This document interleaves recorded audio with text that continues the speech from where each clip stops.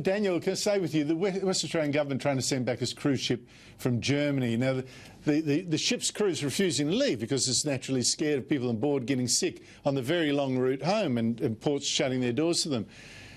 I don't know, does this make, is this a, proper caution, keeping beds free for Australians, that, beds we might use, or is this absolutely heartless and really part of an overreaction here?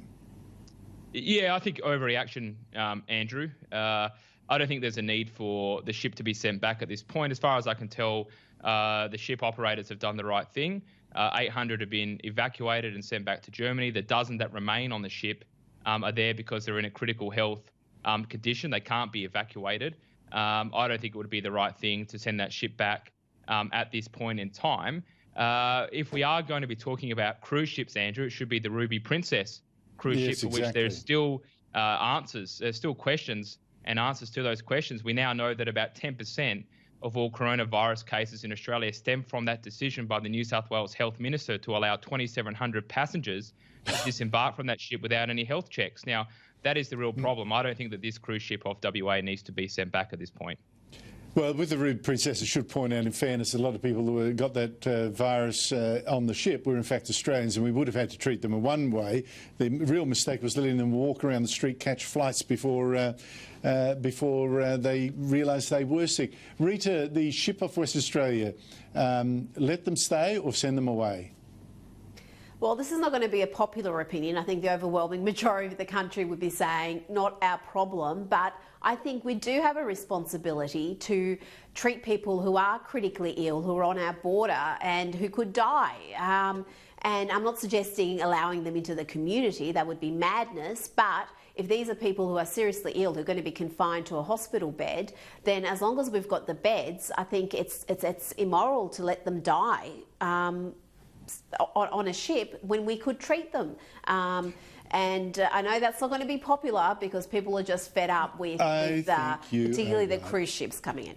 And they're freaking. Look, I have to say, literary reference here. I was reading a novel by Sir Walter Scott.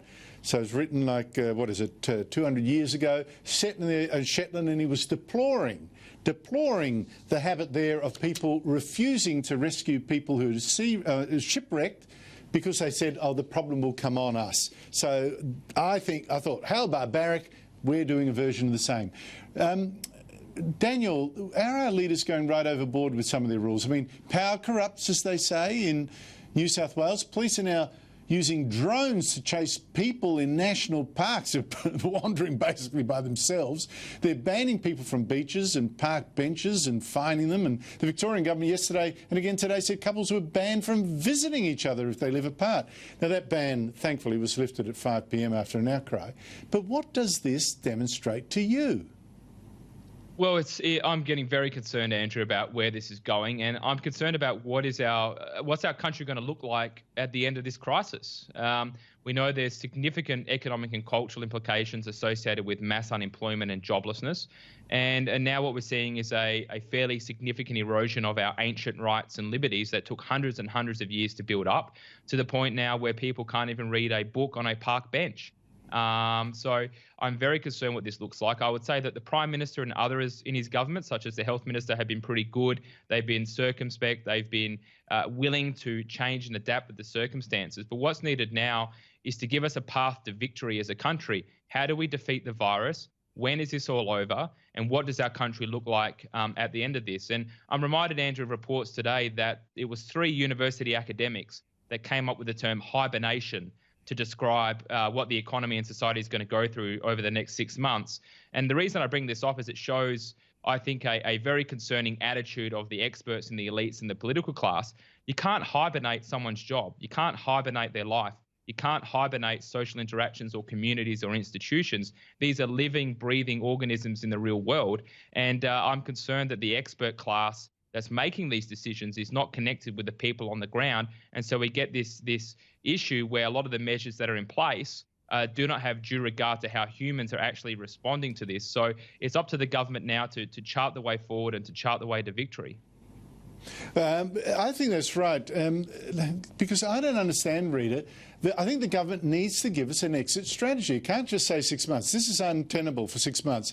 It's got to say, we will end these restrictions, or at least start to ease them, once we, have no people at all dying, have no people at all getting sick, or maybe a few?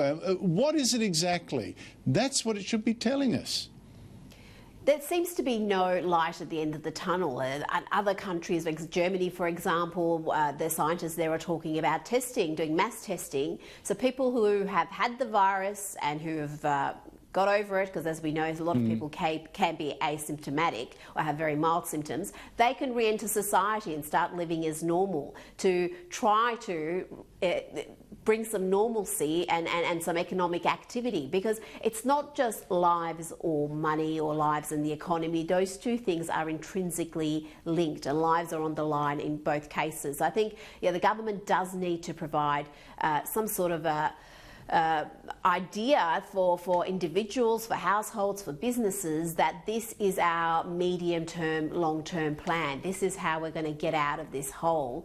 I understand that obviously their focus is on the here and now because they're facing something that's unprecedented, but there are things that they could reassure the public about what things are going to be happening in 3 months' time or 6 months' time. And even if there is a trigger. Right.